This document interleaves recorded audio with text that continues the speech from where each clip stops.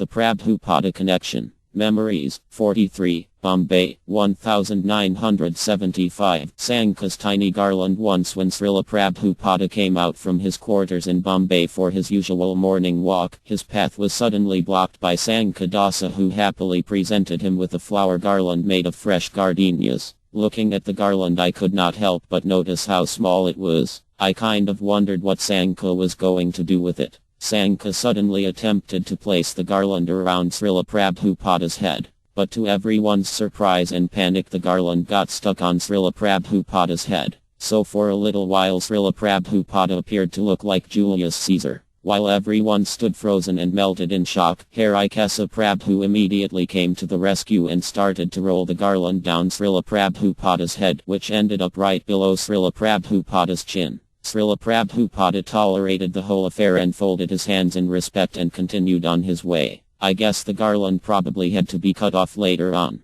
Bombay, 1975. Birds chanting. Halfway along the left side of the road on Hare Krishna land towards the entrance gate stood a very nice tree which had a dense foliage. The tree became the dwelling place for many hundreds of birds of one kind. One morning during a morning walk, these birds were creating an enormous pandemonium, chirping very loudly so that it was almost deafening. Srila Prabhupada stopped and looked up while pointing his cane toward the tree and commented, "They are discussing Krishna Katha." He turned and continued on walking. Everyone was flabbergasted by what Srila Prabhupada had just said, and we were all looking at one another, not really knowing what to make of this one. Mupur, the Klompen Affair, 1973. When a political temple climate change forced me to leave the temple in Amsterdam in 1972, I had not really decided which direction to go. Go east or west? Which direction to go? Going north was out of the question. The south didn't appeal to me at that time.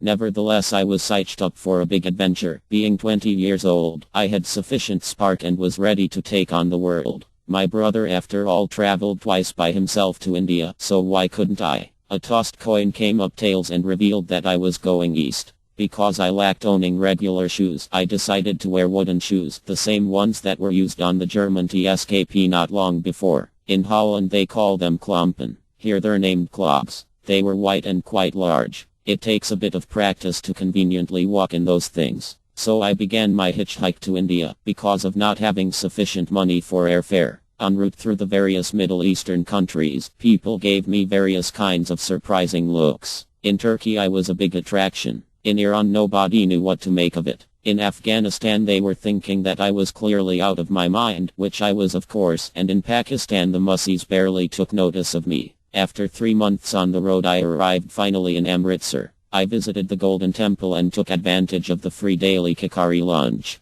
After a few days I moved on to Vrindavan. After that I traveled to Mupur just a week ahead of time for the Gora Purnima festival, which Srila Prabhupada would also attend. Jayapataka Maharaja gave me a slap on the shoulder type of a welcome, and thus I proceeded to settle in the temporary residence in the Mupur Lotus building, which was under construction. When placing my first klomp step onto the newly poured concrete staircase, the klomp broke apart right down the middle. Having done its duty and become useless at that point, I discarded both klomps amidst the construction rubble near the staircase. The next morning when Srila Prabhupada came down for his morning walk, he noticed the leftover klomps. Poking at them with his cane, he commented, "What is this?" I stood away from the scene in the back. One of the devotees answered that a boy from Holland had just arrived wearing these as shoes. Srila Prabhupada stood there for a while contemplating. He expressed some amusement and went on his way. Everybody else present there had a good snicker as I stayed out of sight. Calcutta, Relaxed Friends Reception, 1973. Having seen Srila Prabhupada only a few times so far, it was always in a formal type of mood. I was shocked and very much delighted seeing him conversing with his guests in a very congenial, relaxed mood. He looked extremely happy and completely content. He appeared like a small boy, completely undisturbed and aloof from the world. Being a very young aspiring servant in the movement at that time, I thought, hey, this spiritual life has got some definite potential. Wouldn't it be wonderful to feel like he does permanently? These were my neophyte thoughts then, and still are. Every time I see a picture of His Divine Grace in that setting, like the one in Bombay on the rooftop, it reminds me what I experienced in Calcutta back then. Bombay, Guru Puja, 1974. Once during a Guru Puja in Bombay, when the devotees each took their turn offering flowers and paying obeisances, I decided just then before my turn was up to act very so-called humble. So when I appeared before His Divine Grace, circling my flowers around Him as is the custom, I kind of loudly within my mind declared myself to be a fool number one, a rascal not deserving to be there that instance. I deliberately avoided eye contact with Srila Prabhupada. I paid my dandavats and again took my spot where I was standing. One of the devotees elbowed me exclaiming, "Did you see that?" I said, "See what?" Srila Prabhupada gave you a gigantic smile. Hearing that, I became very embarrassed, understanding that Srila Prabhupada actually had read my mind, and even though I lacked complete seriousness, he still accepted the offering. All glories to Srila Prabhupada. Hare Krishna. Ekanatha Dasa, President, Bhaktivedanta Archives.